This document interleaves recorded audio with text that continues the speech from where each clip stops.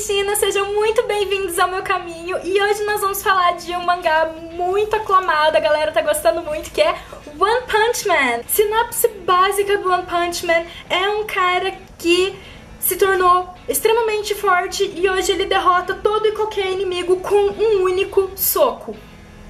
Ponto. É isso que tem pra falar da sinopse de One Punch Man. É uma premissa extremamente simples, e nessa simplicidade ele consegue trazer muita coisa interessante, ele consegue brincar com muita coisa. Então é uma linguagem que tá se divertindo com o gênero de histórias de quadrinhos, acho que histórias de heróis, é isso que ele quer brincar. Esse cara, Saitama, ele é extremamente engraçado, porque ele é uma pessoa muito forte que meio que tá cansado da vida, a vida se tornou muito tediosa exatamente por ele ser muito forte.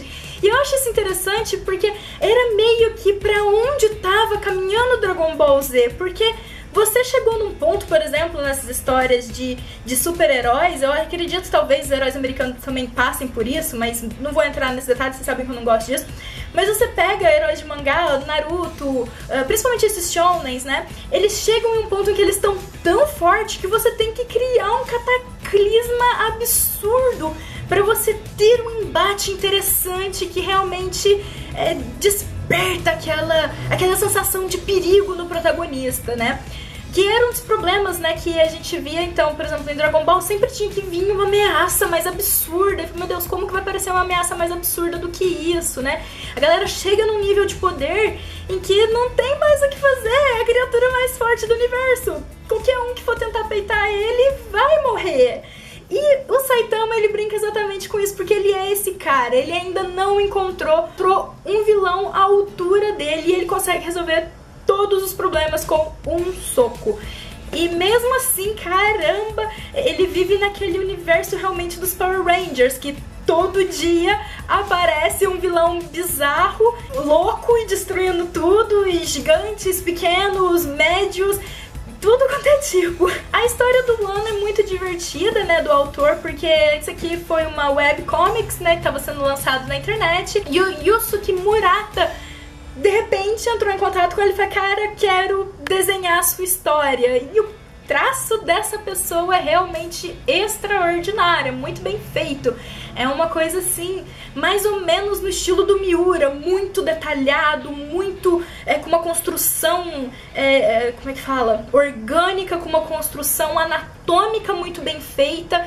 Então você vê que o personagem, ele é bizarro, mas ele é anatomicamente maravilhoso, porque a construção dos músculos é muito bem feita, as construções, as proporções, tem que ser desproporcional, é uma desproporção proposital com um fundamento, então é uma coisa muito legal. Quando eu terminei de ler o primeiro volume de One Punch Man, que normalmente vocês sabem que eu faço a resenha só do volume 1, eu fiquei com aquela cara de o que aconteceu aqui? Você tem realmente um cara que tá derrotando todo mundo com um soco, o rapaz aparece querendo ser discípulo dele e ele segue a vida e ele tá mais preocupado que ele esqueceu de separar o lixo reciclável do orgânico, né? Do que tá realmente acontecendo. E realmente eu fiquei meio perdida no volume 1. Eu falei, qual que é a história que esse cara quer me contar? Eu fiquei muito confusa, realmente. Então eu já corri e peguei o volume 2. Eu não aguentei esperar. Eu falei, não, ele vai chegar em algum lugar. Ele tem alguma história que ele quer me contar. E no fim do volume 2 eu cheguei à conclusão que ele não tem nenhuma história que ele quer contar.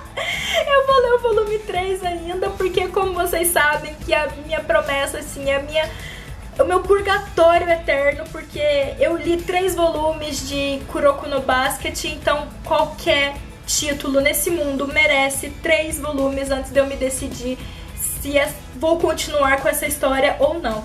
Eu vou ler o 3º volume, mas por enquanto One Punch Man é muito divertido, é engraçado, mas não é uma história que eu queira colecionar. Não, se um amigo estivesse colecionando, eu leria com certeza, eu ia pedir emprestado, eu ia querer continuar me acompanhando, mas não é um tipo de história em que eu vou me apaixonar. É meio que, digamos, uma literatura aquela literatura pra você dar aquela aliviada, não pensar demais, não refletir demais, só se deixar levar pelo que as palavras estão trazendo. E mesmo assim, eu consegui filosofar um pouco, né?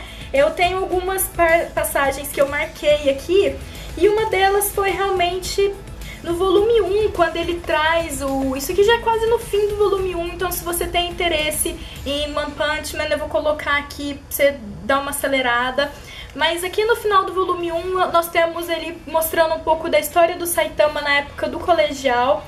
E ele levanta alguns questionamentos com relação, por exemplo, à hierarquia muito rígida, né, do Japão. Então, você tem que obedecer ao professor. Tem alguma parte que eles falam que era só você ter ficado quieto, mas por que ele tinha que ficar quieto? Então, ele é um rapaz questionador.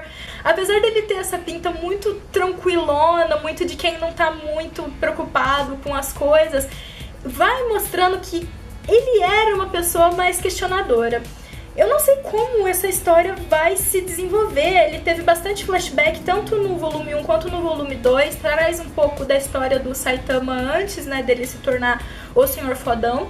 E ele traz muito essa mensagem motivacional, que o Japão é muito forte nisso, que é a questão do esforço. Então o tempo todo ele bate nessa tecla de que ele se tornou essa criatura absurdamente forte simplesmente por esforço, simplesmente com um treino básico que qualquer um poderia fazer, mas por ele ter tido esse esforço muito maior, essa determinação muito maior, ele chegou onde ele tá. Não sei se o autor realmente vai colocar ele como um cara realmente muito especial, por isso que esse esforço deu todo esse resultado, ou se a ideia dele realmente é essa, é mostrar que ele é um cara normal, ele é um Zé Ninguém igual você, igual a mim. Então, se um Zé Ninguém como ele pode chegar nesse nível de poder, significa que outros Zé Ninguéms como você e eu também podemos chegar a esse nível de poder. Então eu acho que essa é um pouco a mensagem que ele tenta trazer. Eu não sei se eu tô filosofando demais, eu não sei se é a minha mania de achar significado onde não tem, né? Aquela história de isso é apenas um cachimbo, às vezes um cachimbo é só um cachimbo, né? Não sei se às vezes um Saitama é só um Saitama. Tem um comentário que eu queria fazer, mas pode ser spoiler pra quem ainda não assistiu Dragon Ball Super. Então se você não assistiu Dragon Ball Super, dá uma aceleradinha aqui no vídeo. Mas eu tenho que comentar. À medida que eu tava lendo One Punch Man, eu fiquei muito com aquela sensação de que essa personalidade do Saitama é a personalidade do Manaka, daquele personagenzinho pequenininho que no torneio lá dos deuses, o Beerus, né, que é o deus da destruição, falou pro Goku que ele é um cara muito mais forte do que ele, porque ele lutou comigo também, e ele é muito mais forte do que você, Goku. E você percebe, tipo, com essa questão do Saitama, de como que isso é importante, como você ter um objetivo maior pra você alcançar, ele traz significado pra vida, e foi exatamente isso que o Beerus fez. E eu fiquei pensando, poxa, talvez se o Manaka fosse realmente forte, né, como eles inventaram pro Goku, ele seria meio que um Saitama, porque ele é todo desligado, ele tava pensando, tipo, se deixou, sabe, a janela aberta, e no meio daquele, né, aqueles duelos de titãs, né, aquela coisa que, meu Deus, o cara tava praticamente no Olimpo. E tava pensando, tipo, na morte da bezerra. O Saitama é um pouco assim, sabe? Então tá tendo aquela luta mó absurda. Ele tá pensando em alguma coisa nada a ver, alguma coisa do cotidiano. E isso é engraçado. Não é o tipo de humor que faz eu cair de gargalhar, de rir, mas é divertido sim. E eu entendo por que o pessoal tá gostando tanto. Ele tem essa coisa relaxada, essa coisa despretensiosa, que é gostoso de você ler, que é uma coisa que você dá aquele descarrego muito bom. Também dá os parabéns pra Panini, né, que tá publicando. A edição tá maravilhosa, tá quase tão linda quanto a edição de Berserk. E só não tá mais linda que a edição de Berserk porque eu gosto mais de Berserk. Mas aqui a capa ela é toda meio emborrachada, tem as orelhas tanto na frente quanto atrás. Os comentários dos autores. É o Bruno Zago e a turma lá da edição desse mangá tá realmente de parabéns. Tá bem diagramado, eu não encontrei grandes erros de revisão ou de português, essas coisas assim. E é muito, muito legal. Eu vou ler o volume 3, mas sinceramente eu acho que eu não vou continuar com essa coleção.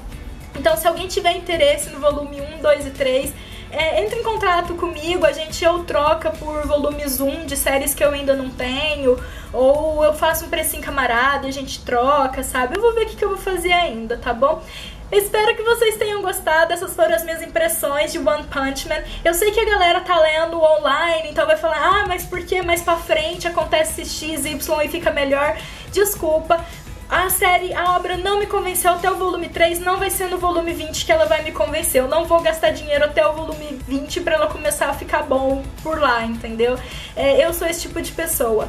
Se for pra ela ficar muito boa e chegar a me conquistar, aí eu volto atrás, então depois eu paro e penso. Tenham cuidado com spoilers, eu sei que muita gente tá acompanhando online, porque o One também solta essa obra online, né? De graça pra todo mundo, mas toma cuidado com spoiler, porque às vezes tem gente que, como eu, prefere acompanhar a edição nacional. Então vamos respeitar, coloca o sinal de spoiler grande, pula 2 linhas e depois fala o que você tem que falar, tá bom? Gente, um grande beijo pra todo mundo, deixa o seu joinha e a gente se vê quando a gente se vê. Tchau, tchau!